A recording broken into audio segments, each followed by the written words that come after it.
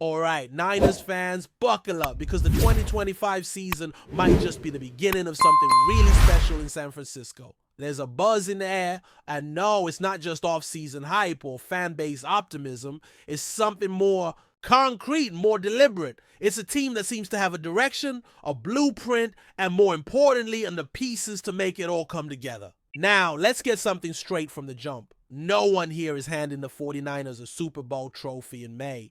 This is not about blind faith or premature celebration. But if you're paying attention to the moves being made, the players being locked in, and the foundation being built, it's hard not to feel like the Niners are quietly putting together a roster that could be dangerous not just this year, but for the next 2 or 3 seasons. And that's where it gets exciting. Let's start with the core. Fred Warner locked in as the highest paid linebacker in the league. George Kittle extended. Brock Purdy extended. Trent Williams still anchoring that offensive line. Christian McCaffrey in the backfield. Brandon Ayuk, even with some injury recovery to navigate, is expected to return early in the season. When you look at that group, it's not just about talent, it's about continuity. It's about keeping the heartbeat of the team intact while retooling the rest of the roster with young, hungry talent. That's exactly what General Manager John Lynch and head coach Kyle Shanahan seem to be doing. According to recent reports, their strategy is to give this core a 2-year window. 2 years to make another serious run. 2 years to turn what's been a series of almost into a definitive, no doubt about it championship. Now remember what happened last season's disappointing 6-11 finish. The defense fell flat. Injuries piled up. Expectations turned into frustration, and for a moment it felt like the window might be closing, but instead of tearing things down, ownership doubled down.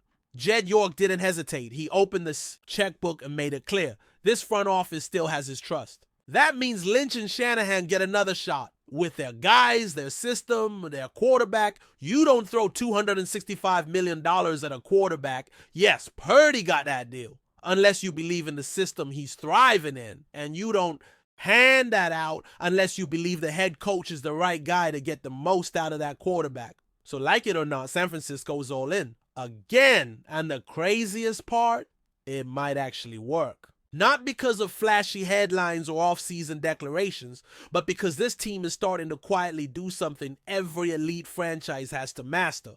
Hit on the draft. We're not talking about 1 or 2 picks here. We're talking about the real possibility that the 49ers just came out of the draft with 4, maybe even 5 starters. Think about that. In a single draft class, adding nearly a quarter of your starting lineup. That's how contenders are built. You've got names like Mike Williams and Alfred Collins, both taken early, both expected to contribute immediately. Those guys weren't taken just to add depth. No, they're being brought in to start, or at the very least push for a starting role. They're big, they're athletic, and they fit the mold of what San Francisco wants on both sides of the ball. Then you have Nick Martin fighting for that weak side linebacker spot. A lot of people believe he could beat out D. Winters for that role. The coaching staff is high on him. And look, when you're picked at number 75 overall, the expectation is that you're going to compete. Upton Stout, another one of those mid-round gems, could be the guy that frees up Diomedor Lenoir to stay outside at corner while he takes over nickel responsibilities. That versatility, that's what this team is betting on. And it doesn't stop there. CJ West, picked at number 113, is another name to watch. The interior defensive line has some question marks, and West has the physical tools to be part of the rotation, maybe even more.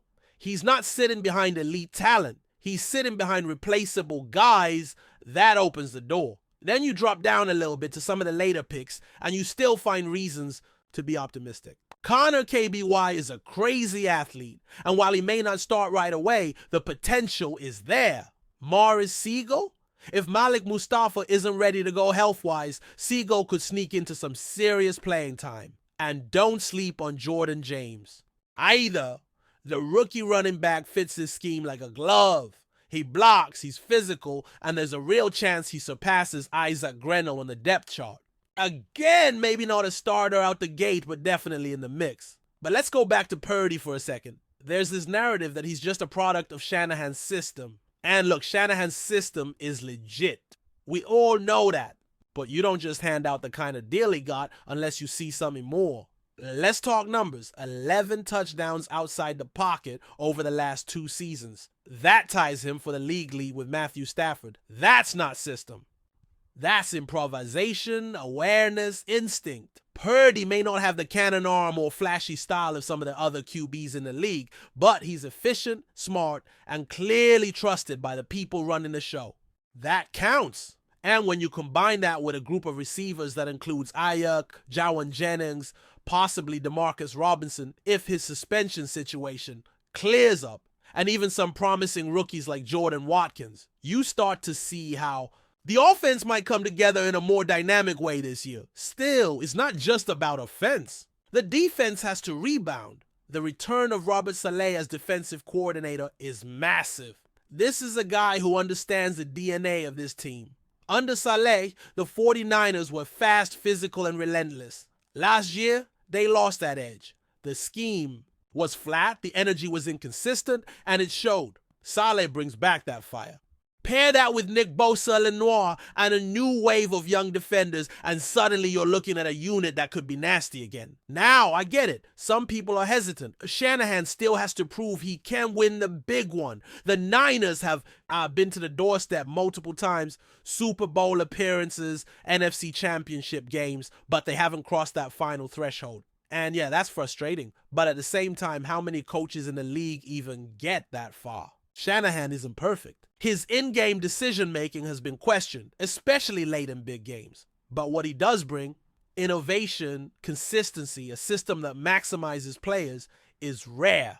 And when you pair that with a front office that has shown it's not afraid to make bold moves, you've got something worth believing in. Jed York clearly believes. This offseason, he didn't hesitate to back his guys. Reports say he's gone all in financially and structurally on this vision, not just for this year, but for the next several. That kind of commitment doesn't happen unless there's real belief that this thing is going to click. And if it does, if this draft class produces even a few reliable starters, if Purdy continues to grow, if the defense bounces back under Saleh, then the 49ers aren't just a playoff team. They're a legitimate contender again. The schedule is manageable. Not easy. There are no easy games in the NFL, but definitely more favorable than last year. That gives the team a real shot to build momentum early.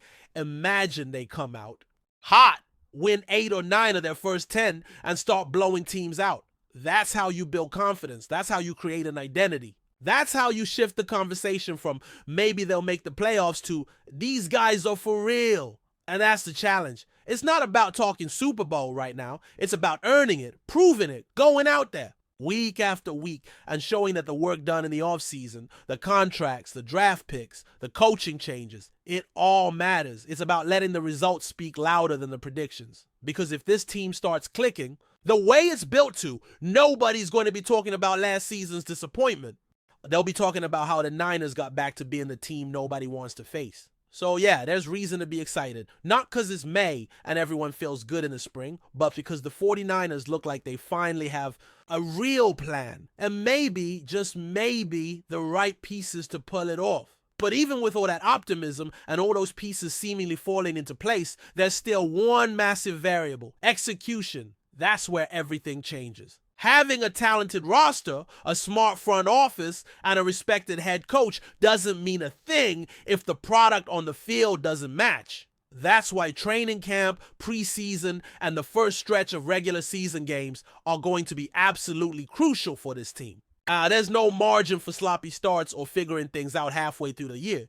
If this really is a 2-year window, like some reports are suggesting, then the clock is already ticking, and fast. So let's zoom in on that idea. This 2-year window. That's not a throwaway line. That's a timeline based on contracts, aging stars, and financial flexibility. Trent Williams, one of the most dominant left tackles of this era, won't be around forever. His current deal is structured to make the next 2 years his final peak window. Fred Warner is locked in, sure, but how long can he play at an elite level before wear and tear starts to creep in? George Kittle has battled through injuries, and as physical as he plays, that takes a toll. Christian McCaffrey's mileage is a constant concern given his usage and playing style. And that's why hitting on draft picks becomes everything. It's not just about finding contributors, it's about landing starters, preferably cheap young starters, who can support the veterans without breaking the cap. If the Niners really did find 4 or 5 legit starters in this draft, it would be one of the biggest wins of the Lynch-Shanahan era. Because the truth is, San Francisco can't just keep paying everyone forever. That's why these next 2 seasons matter so much. This is the balance point, a core of high-paid veterans being supported by rookie contracts. That's how successful franchises make their run. Another piece of the puzzle is leadership. Brock Purdy is stepping into more than just a QB1 role. He's stepping into the spotlight as the leader of this locker room. He's no longer the young upstart or the late-round surprise. He's the face of the offense now, and with that comes responsibility. He's got the contract, the starting job, the trust of the coaching staff. Now it's time to take control of the huddle, manage the big moments, and keep this offense focused every single week. He doesn't have to be flashy, but he has to be consistent. The NFL is unforgiving to teams with unstable quarterback play, and even though Purdy has shown plenty of promise, this season is when the pressure really hits. With that new deal comes new expectations, and you can bet every opponent will be gunning for him. Then there's the defense, and this is where things might swing hardest. Bringing back Robert Saleh was a power move. It's not just about returning to a familiar scheme, it's about bringing back the swagger that made this defense one of the most feared in the league. The 49 station where the 49ers under Saleh were fast, physical, and punishing. Last season, they lost that edge. They got caught flat-footed, gave up too many chunk plays, and didn't dominate in the trenches the way we're used to seeing. Saleh has a job to do. Now, get this unit back to playing angry. Nick Bosa has to bounce back. The secondary has to tighten up. The linebackers have to swarm again. The standard is high, and Saleh knows exactly what it's supposed to look like. And don't underestimate the importance of team culture through all of this. Kyle Shanahan has built a specific kind of locker room, one that values versatility, toughness, and intelligence. That culture has helped the team survive stretches of injuries, quarterback changes, and disappointing playoff losses. But now, that culture is being tested again.